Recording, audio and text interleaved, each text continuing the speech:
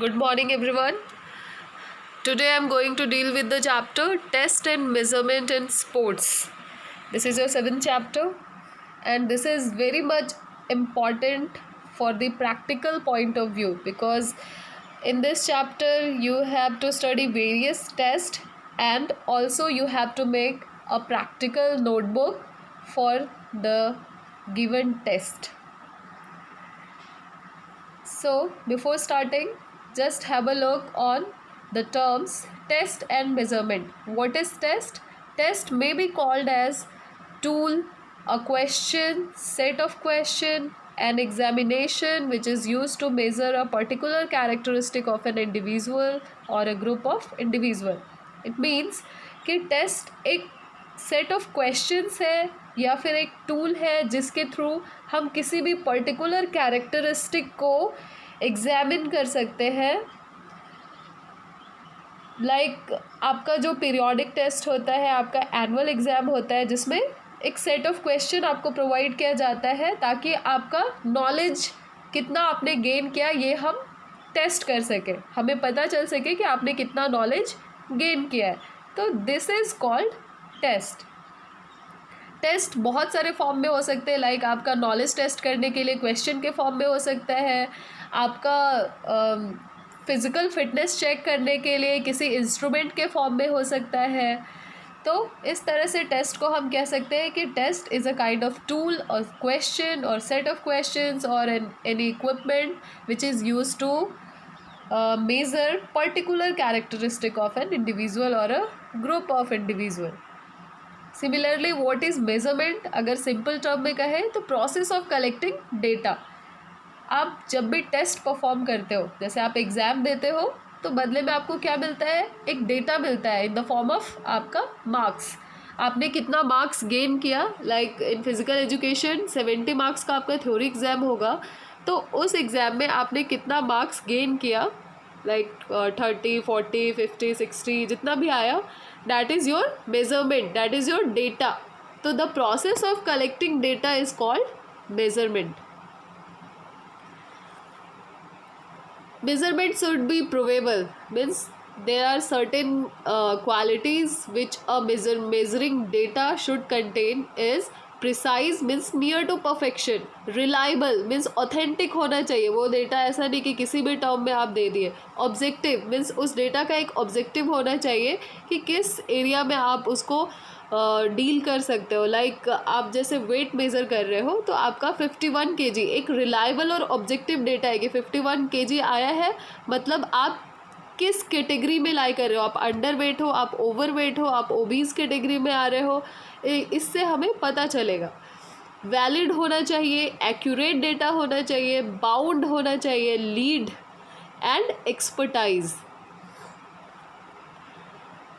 यहाँ पे कुछ पॉइंट्स दिए गए, importance of test and measurement for getting knowledge about the progress, for preparation of effective planning, for knowing the abilities and capacities, for discovering the needs of participants, for giving motivation, for classification of sports person, for knowing the achievements in future, for research and experimentation. तो इसमें आप देख रहे हैं सबसे last point है research and experimentation. Yes, जब तक हमें पता नहीं चलेगा कि वहाँ पे क्या मिस्टेक्स है, क्या गलतियाँ है, किस वजह से आपका परफॉर्मेंस पीछे रह जा रहा है, तो हम रिसर्च कैसे करेंगे। जब कहीं कोई प्रॉब्लम आता है तभी उसको रिसर्च किया जाता है, उसका सॉल्यूशन निकाला जाता है। तो टेस्ट के माध्यम से हम रिसर्च और एक्सपेरिमेंट्स में करते हैं। Importance of test measurement in sports, तो सबसे पहला जो इम्पोर्टेंस है सिलेक्शन ऑफ एथलीट्स। तो सेलेक्शन ऑफ एथलीट्स हम किस बेसिस पे करते हैं, या तो उसके स्किल बेसिस पे करते हैं या फिर उसका मेजरमेंट, जो भी वो स्किल परफॉर्म करता है उसके मेजरमेंट बेसिस पे करता है। लाइक अगर कोई रनर है वो कितना अच्छा टाइमिंग दे रहा है डिस्टेंस कवर करने के लिए, 100 मीटर रनर है तो उसका हम देखेंगे कि वो कितना टाइमिंग ले रहा है उस 100 मीटर को कवर करने के लिए, तो उसके मेजरमेंट के बेसिस पे हम उसका सिलेक्शन करते हैं।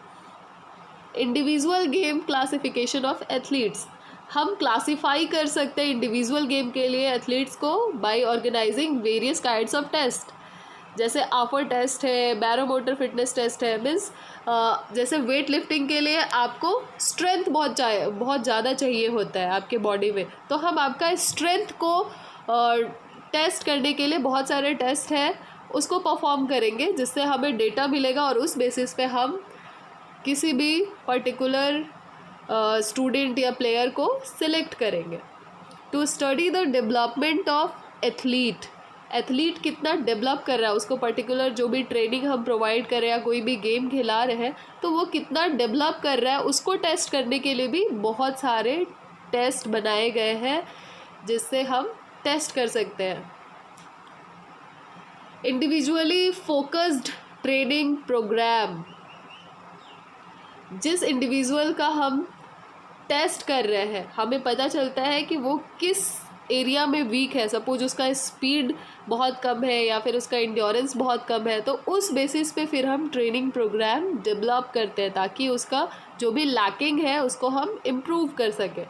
मोटिवेशन ऑफ एन एथलीट, जैसे आप अपना परफॉर्मेंस देखते हो, सपोज़ आप पहले बहुत ज़्यादा टाइम लेते थे 100 मीटर भागने में, 15 सेकंड लेते थे, फिर आप कंटिन्यूस प्रैक्टिस कर रहे हो, फिर आपका टेस्ट हुआ तो इस बार आपका 12 सेकंड आया, तो ओब्वियसली आप उसको देखकर खुश हो गए, मोटिवेट हो गए कि yes there is development in my performance. To predict in advance the performance potential, test के वजह से जो भी हम टेस्ट लेते हैं, आपका जैसा परफॉर्मेंस आया, जो भी डेटा हमने कलेक्ट किया, उस बेसिस पे हम कह सकते हैं एडवांस में कि हाँ ये बच्चा अच्छा कर रहा है, ये बच्चा ज़रूर गोल्ड मेडल लेकर आएगा। To prepare norms and standards, जैसे आपने देखा है BMI में एक नॉर्म्स और स्टैंडर्ड बनाया गया है कि अगर इस कैटेगरी में लाई कर रहा है आपका वेट तो आप अंडर वेट हो, अगर उससे ज़्यादा है तो आप नॉर्मल हो, और उससे भी ज़्यादा हो रहा है तो फिर आप ओवरवेट कैटेगरी में आते हो, तो इसको बोलते हैं नॉर्म्स एंड स्टैंडर्ड्स। और ये कैसे बना है? With the help of test and measurement. To measure current fitness status, very easy. To conduct research to achieve objectives and goals. तो सबसे पहला टेस्ट जो आपको पढ़ना है और अपने प्रैक्टिकल नोटबुक में नोट भी करना है, that is motor fitness test AAHPER. Motor fitness refers to person's ability to perform physical activities or the capability of an athlete to perform effectively at his or her particular sport. Means हम जो भी physical activity करते हैं अगर हम उसको अच्छे से एफिशिएंटली कर पा रहे हैं, अगर हम उसको करने में कैपेबल हैं तो हमारे पास मोटर फिटनेस है। ठीक है, सपोज़ आप 100 मीटर रनर हो या फिर आप वॉलीबॉल प्लेयर हो और अगर आप उस एक्टिविटी से रिलेटेड सारी एक्टिविटीज़ कर पा रहे हो, it means you are having motor fitness. तो इसी मोटर फिटनेस को टेस्ट करने के लिए एक टेस्ट बनाया गया जिसका नाम है आफर मोटर फिटनेस टेस्ट। आप देखिए, आफर का फुल फॉर्म है American alliance for health physical education and recreation. ये एक यूथ फिटनेस टेस्ट है जो कि 17 साल के बच्चों के लिए बनाया गया था in America in the year 1965। This test consist of the following 6 items. Pullups, सबसे पहला टेस्ट आइटम है pullups. In case of girls, pullups are to be started from a flexed arm hang. This test item जजेस the arms and shoulder girdle strength. ठीक है, pullups boys के लिए होता है और गर्ल्स के लिए होता है फ्लेक्स्ड आर्म हैंग। और ये टेस्ट क्या मेज़र करता है? शोल्डर स्ट्रेंथ, आपके शोल्डर में कितना स्ट्रेंथ है।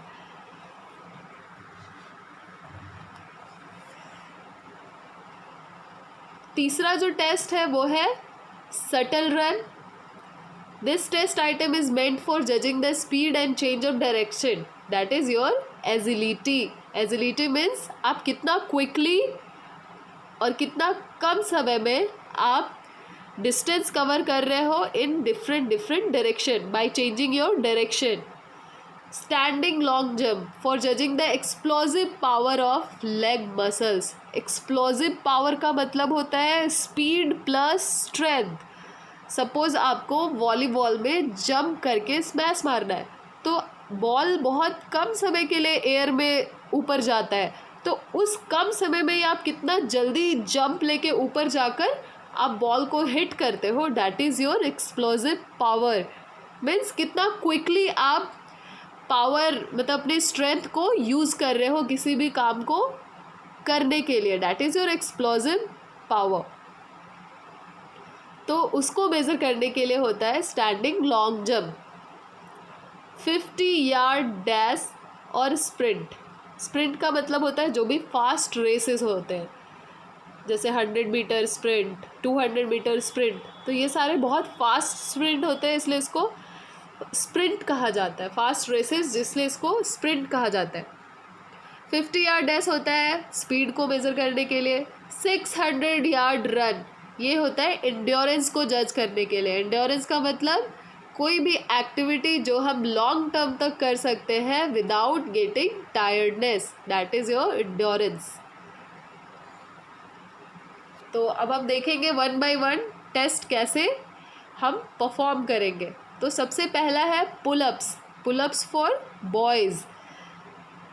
आप पिक्चर में देख रहे हैं पुलअप्स कैसे परफॉर्म करना है। एक हॉरिजॉन्टल बार होता है, ठीक है, और उसको सबसे पहले आप देखिए इस पोजीशन में, ये रेड जहाँ पॉइंटेड है, इस पोजीशन में सबसे पहले आप होंगे। आपका हैंड का ग्रिप देखिए, आपका जो पाम है वो आउटवर्ड फेस होगा।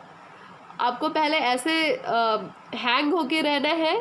आपका जो लेग है वो फोल्ड रहेगा, एक दूसरे के ऊपर रहेगा क्रॉस पोजीशन में। फिर जैसे ही आपको स्टार्ट बोला जाएगा आप शुरू हो जाओगे। आपको अपने चिन को बार के ऊपर लाना है। आप इस देखिए, चिन को बार के ऊपर लाना है।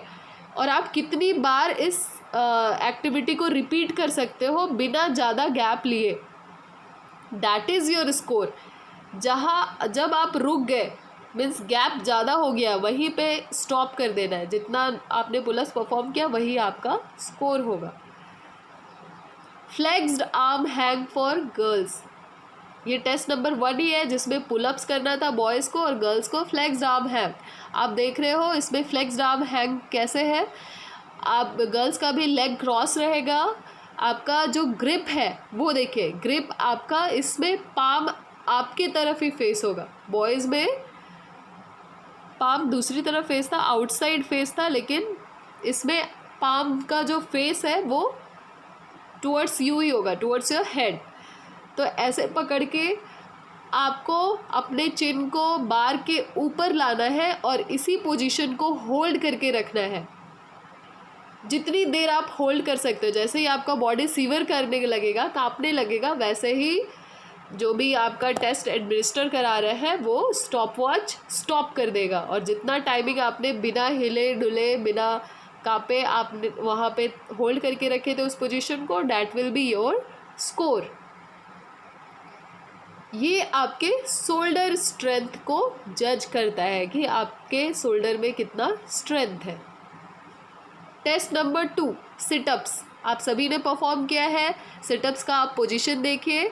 आपको अपना लेग फ्लेक्स करके मीन्स नी फ्लेक्स करके रहना है। हाथ आपके सिर के पीछे होगा, दोनों हाथ, और आपका जो लेग है और आपका जो हिप है उसके बीच 12 इंच से ज़्यादा डिस्टेंस नहीं होना चाहिए, ठीक है। और एक और सब्जेक्ट रहेगा जो कि आपके पैर को होल्ड करके रखेगा, और आपको जैसे ही स्टार्ट किया जाएगा टाइमर या जैसे ही विसल बजाया जाएगा तभी आपको स्टार्ट हो जाना है। आपको अपना अपर बॉडी उठाना है और अपने घुटने में टच करना है। फिर आप नीचे जाओगे, फिर ऊपर उठोगे। ऐसे ही आप 60 सेकेंड आपको टाइम दिया जाएगा, और 60 सेकेंड में आप कितनी बार परफॉर्म करते हो sit-ups, that will be your score.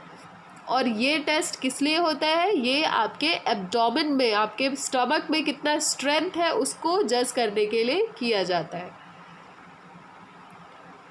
Test number 3 shuttle run. Shuttle run जैसा मैंने पहले बताया एजिलिटी टेस्ट करने के लिए होता है। आपने ये परफॉर्म किया, आप देख सकते हो एक स्टार्टिंग लाइन है, वहाँ से आपको रन करके जाना है। 10 मीटर के डिस्टेंस पे 2 लकड़ी के ब्लॉक्स रखे हुए होंगे।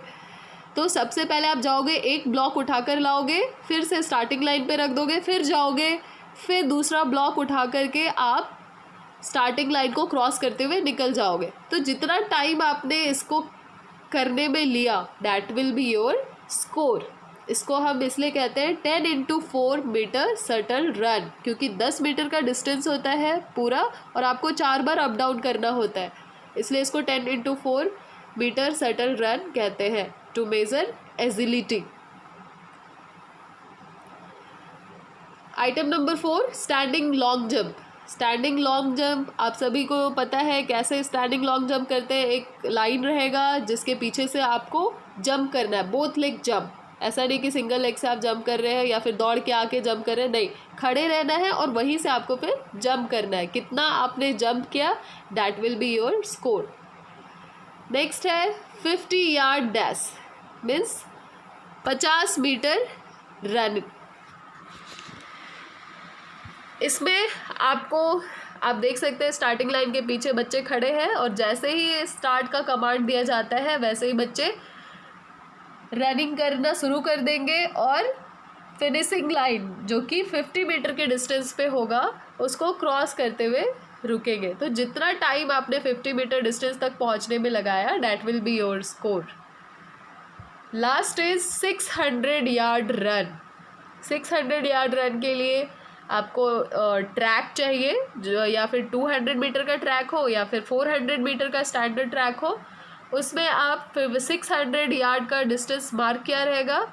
इसमें क्या है कि आप इसमें रनिंग या फिर वॉकिंग दोनों कर सकते हो। आप रनिंग शुरू करो, जैसे ही आप थक जाओ आपको रुकना नहीं, आप वॉकिंग शुरू कर सकते हो या फिर आप पूरा डिस्टेंस वॉक करके भी कवर कर सकते हो। तो जितना आप डिस्टेंस कवर करने में टाइमिंग लोगे that will be your score. ये था आफर टेस्ट जिसमें 6 आइटम थे और 6 आइटम का एक पर्पस था, ऑब्जेक्टिव था मेज़र करने के लिए। जैसे कि 600 यार्ड रन आपका एंड्योरेंस मेज़र करने के लिए है, शटल रन आपके एजिलिटी को टेस्ट करने के लिए है, 50 मीटर रन आपके स्पीड को टेस्ट करने के लिए, सिटअप्स आपके एब्डोमिनल स्ट्रेंथ को टेस्ट करने के लिए, पुलअप्स आपके शोल्डर स्ट्रेंथ को जज करने के लिए है। तो इस तरह से ये 6 टेस्ट है जो कि 6 डिफरेंट फिजिकल कंपोनेंट को मेज़र करते हैं, इसीलिए इसको मोटर फिटनेस टेस्ट कहा गया है और ये आपको अपने प्रैक्टिकल नोटबुक में भी लिखना है। The next topic is measurement of cardiovascular fitness. Cardiovascular fitness को कैसे मेज़र करेंगे, उसके लिए क्या क्या टेस्ट है। आपको 2 टेस्ट पढ़ना है इसमें। नंबर 1, सबसे पहले आप जान लें कि कार्डियोवैस्कुलर फिटनेस होता क्या है। तो कार्डियोवैस्कुलर 2 टर्म है यहाँ पे। कार्डियो का मतलब आप सभी को पता है हार्ट होता है और वैस्कुलर का मतलब होता है योर ब्लड वेसल्स। तो कार्डियोवैस्कुलर का मतलब related to your heart and blood vessels. तो कार्डियोवैस्कुलर फिटनेस क्या है? It is the ability of the heart and lungs to supply oxygen rich blood to the working muscle tissue and the ability of muscle to use oxygen to produce energy for body movement. आप कोई भी body movement करते हो, आपको क्या चाहिए होता है? एनर्जी। तो वो एनर्जी आपको कहाँ से मिलता है? वो एनर्जी आपको देता है आपके मसल्स, और आपके मसल्स को वो एनर्जी कहाँ से मिलता है? Through your blood vessels. Blood vessels जो भी oxygen rich blood means pure blood, जिसको आप पढ़े होंगे प्योर ब्लड इम्प्योर ब्लड, तो प्योर ब्लड कैरी करके लेके जाता है पर्टिकुलर मसल्स तक।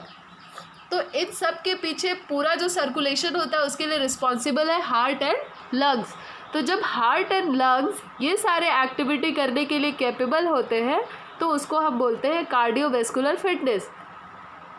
मीन्स अगर हार्ट और लंग्स ढेर सारा ऑक्सीजन रिच ब्लड सप्लाई कर रहे हैं मसल्स को, टिश्यूज़ को, और मसल उस ब्लड को यूज़ करके एनर्जी प्रोड्यूस कर रहा है और बॉडी मूवमेंट करने में हेल्प कर रहा है, तो that is your cardiovascular fitness. तो इस फिटनेस को टेस्ट करने के लिए 2 टेस्ट है, Harvard step test and Rockport test. Rockport test को हम रॉकपोर्ट 1 माइल टेस्ट भी बोलते हैं। तो हार्वर्ड स्टेप टेस्ट जो है it is use to measure the cardiovascular fitness by checking the recovery rate. और रॉकपोर्ट जो टेस्ट है it is based on maximum rate of oxygen consumption, जिसको हम VO2 मैक्स भी बोलते हैं, मेजर्ड ड्यूरिंग इंक्रीमेंटल एक्सरसाइज। तो हम पढ़ेंगे 1 बाय 1 दोनों टेस्ट को। हार्वर्ड स्टेप टेस्ट, तो इस टेस्ट में क्या इक्विपमेंट यूज़ होता है? स्टेप और प्लेटफॉर्म 20 इंचेस हाई। आप देख सकते हैं पिक्चर में एक प्लेटफॉर्म है जिसमें 20 लिखा हुआ है। 20 इंचेस हाई प्लेटफॉर्म होगा जिसके ऊपर आप स्टेप अप करोगे। एक स्टॉप वॉच चाहिए, एक मेट्रोनोम और कैडेंस टेप चाहिए होगा, जिसका अगर ये टेप नहीं भी है तो भी चलेगा, जिसको हम पल्स रेट मेज़र करने के लिए यूज़ करते हैं। इसका प्रोसीजर क्या है टेस्ट को एडमिनिस्टर करने का? The athlete step up and down on the platform at a rate of 30 steps पर मिनट फॉर 5 मिनट्स और अंटिल एग्जॉस्टेड। इसका मतलब है, आप देख रहे हैं पिक्चर में, सबसे पहले आप अपना एक पैर स्टेप के ऊपर रखेंगे, फिर दूसरा पैर रखेंगे, फिर जो पहला पैर आपने रखा था उसको नीचे, फिर दूसरा पैर नीचे। इसी तरह आपको कंटिन्यू करते रहना है अप टू 5 मिनट्स। 5 मिनट के लिए आपको कंटिन्यूसली स्टेप अप करना है। और इसका एक रिदम है, मीन्स अगर आप एक स्टेप कंप्लीट कर रहे हो तो उसमें आपको 2 सेकेंड लगता है, इसीलिए 1 मिनट में आपका 30 स्टेप्स कंप्लीट होगा। मीन्स एक बार अप अप डाउन डाउन जब आप करोगे तो उसमें 2 सेकेंड लगता है, ये पूरा मिलाकर होगा 1 स्टेप। तो 1 मिनट में आपका 30 स्टेप्स कंप्लीट होगा।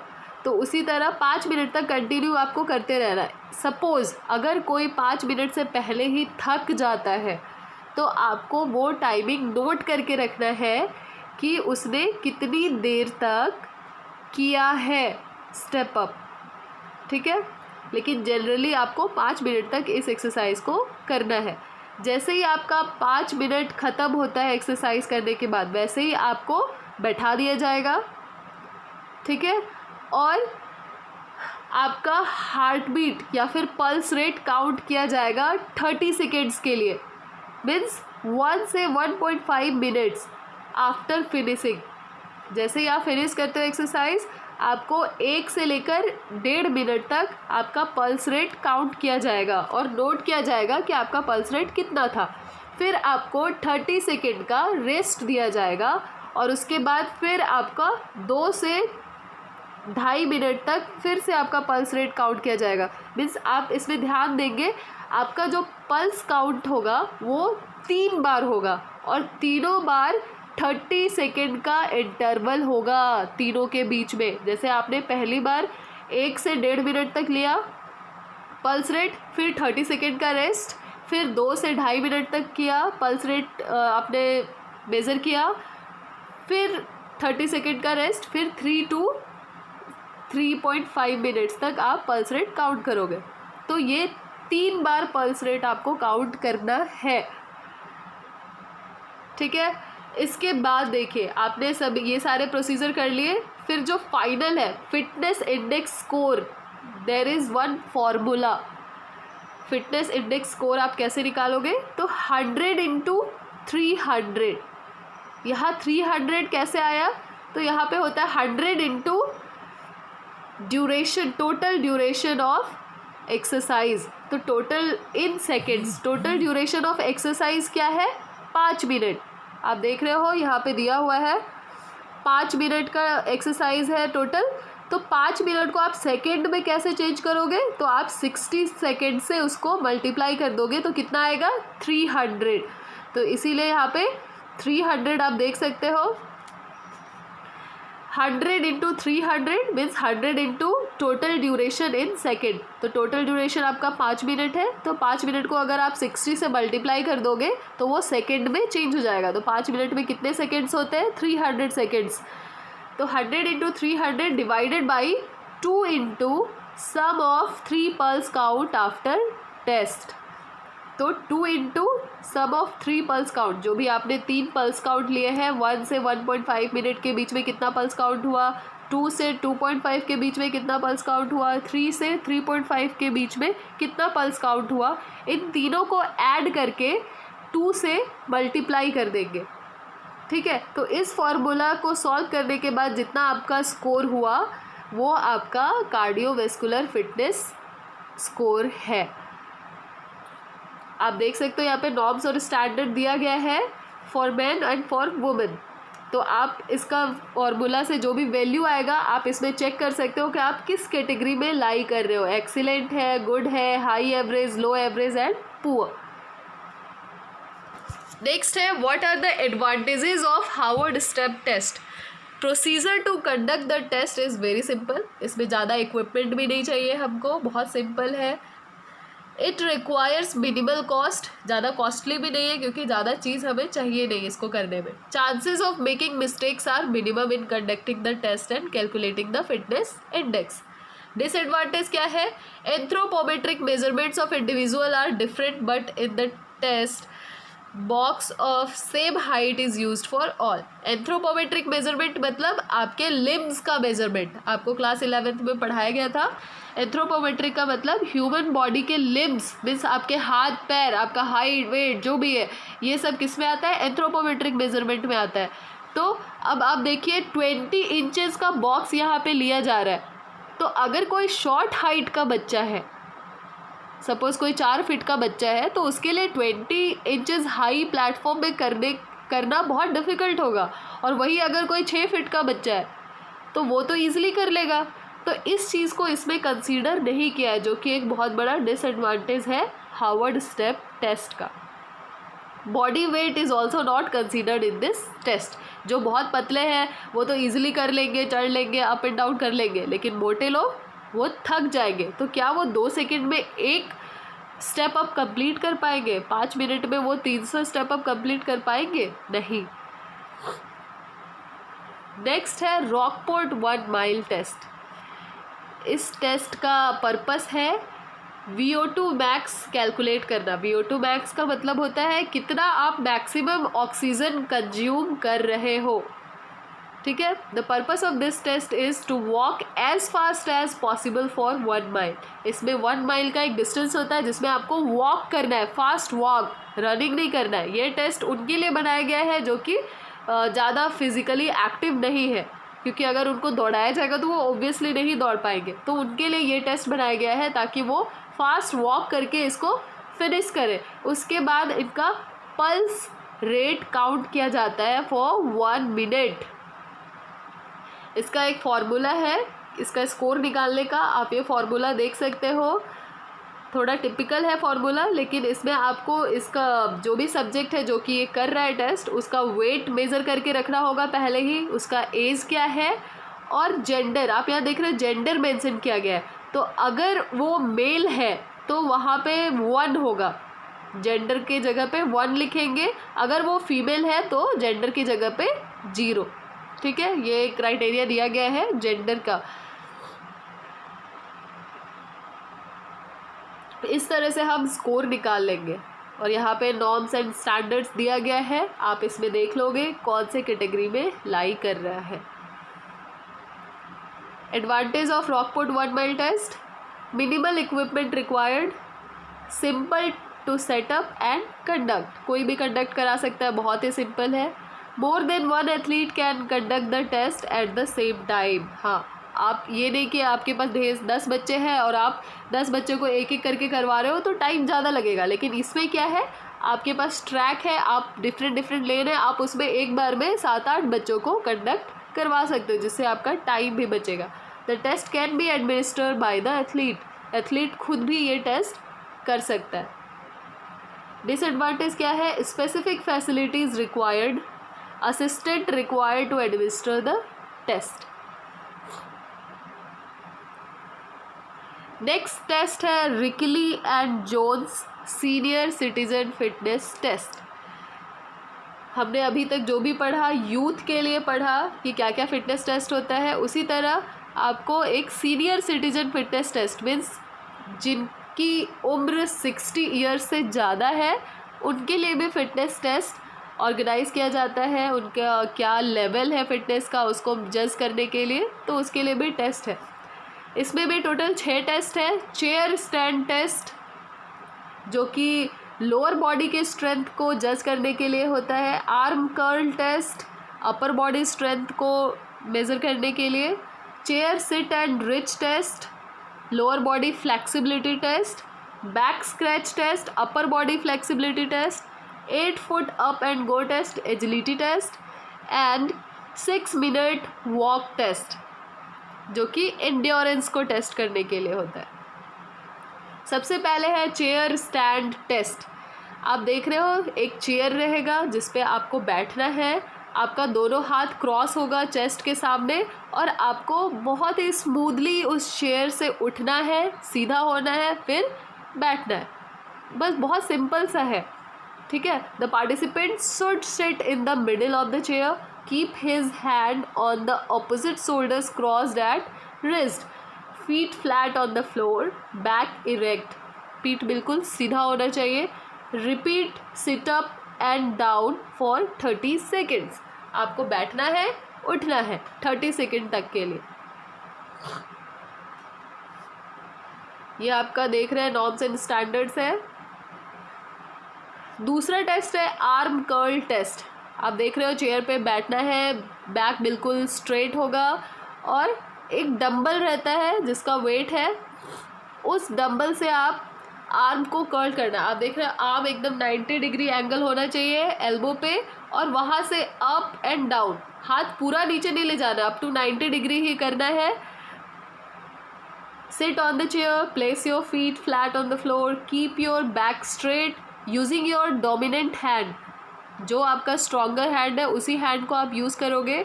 Hold the weight straight down by your side with a hand shake grip.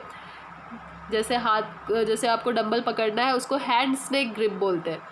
Lift weight to above your elbow, rotating your wrist so the palm faces upward. आपको अपने wrist को भी rotate करना है ताकि जो palm है वो ऊपर की तरफ जाए। Lower the weight back to your side, फिर से आपको नीचे लाना है हाथ। Repeat this as many times as possible in 30 seconds. 30 seconds में आप कितनी बार कर्ल अप एंड डाउन कर सकते हो, that will be your score. Chair sit and reach test. आप देख रहे हैं sit close to the front of the seat, एकदम थोड़ा आगे होकर चेयर पे बैठना है। Have one leg extended straight with the heel on the floor. आपको एक पैर सामने एक्सटेंड करके रखना है हिल पे, आपका पूरा पैर टच नहीं होगा फ्लोर पे, सिर्फ एक पैर का हिल टच होगा। आप पिक्चर में देख रहे हैं। Have the other leg bent at right angle, दूसरा पैर राइट एंगल मतलब 90 डिग्री पे बेंट रहेगा knee. Place one hand over the other, दोनों हाथ को एक दूसरे के ऊपर, जैसे आप मछली बनाते हो, मछली जल की रानी है, उस तरह आपको हाथ रखना है एक दूसरे के ऊपर। और आपको अपने पैर पर, जो पैर आपने एक्सटेंड करके रखा है उस पर स्लाइड करते हुए आपको नीचे की तरफ जाना है।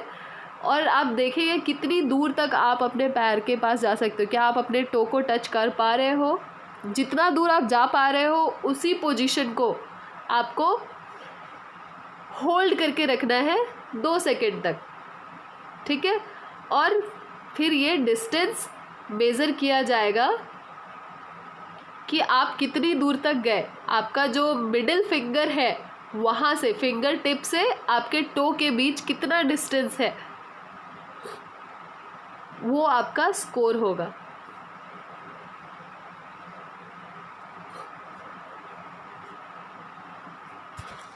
दूसरा है बैक स्क्रैच टेस्ट, जो कि आपके अपर बॉडी के फ्लेक्सिबिलिटी के लिए यूज़ किया जाता है। आप देख रहे हो आपको सीधा खड़ा होना है और दोनों हाथ को, एक हाथ ऊपर से दूसरा हाथ नीचे से, दोनों को टच करना है फिंगर्स को।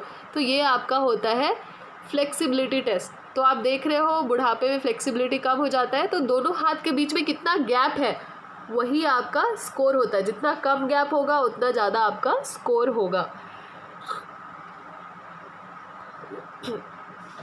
Next is 8 foot up and go test.